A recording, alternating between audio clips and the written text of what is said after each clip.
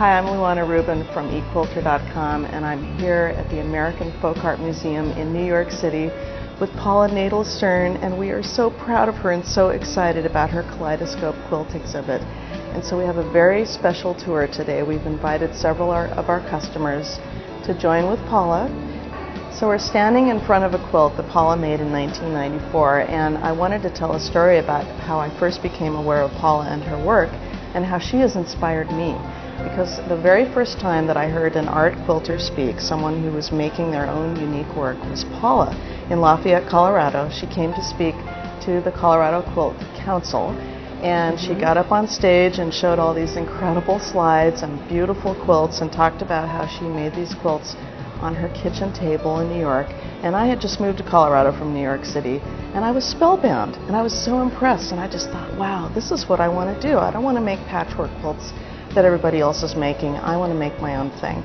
And so in a way, you were one of the seeds that started me on my path that led to Equilter. I think I told you before over lunch how my daughter, who's 30, wanted making one of her first quilts. I needed some extra fabric, and I said to her, well, just try Equilter, just as if I threw away that comment in a car, and the next thing, within 30 seconds, she was using her iPhone on Equilter going, ooh-ah, and just, like loving it. So the circle's complete.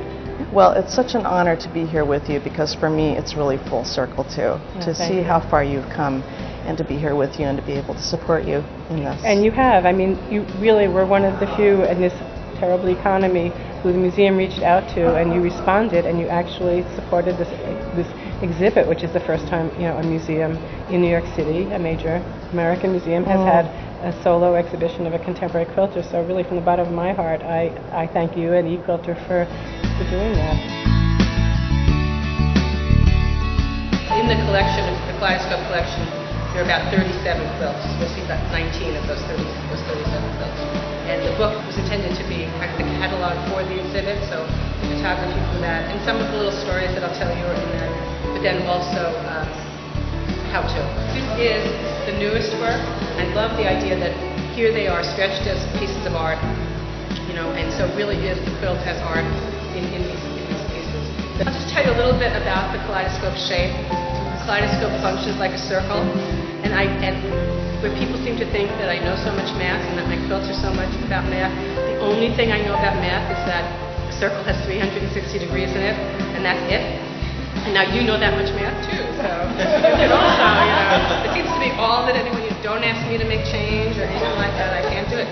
And so I take that 360 degrees and divide it by the number of pieces of pie, or triangles, or wedges. That's the basic triangle right there. And then most of the time I just duplicate it. In this case I'm duplicating it 16 times. This one, I was really playing with the idea. I don't know if you know the book I've done called Puzzle Quilts, but it's really taking this design sensibility and bringing it down to just half-square triangles and squares. I think what's really different about the way that I use fabric in a traditional quilter is that, imagine a 9-patch and how it's a square and a square, it's a checkerboard effect. And in order for the quilter has a lot of contrast. There's a red square next to a white square next to a red square. And you want that in order for the audience to actually see your shape that you intended to see.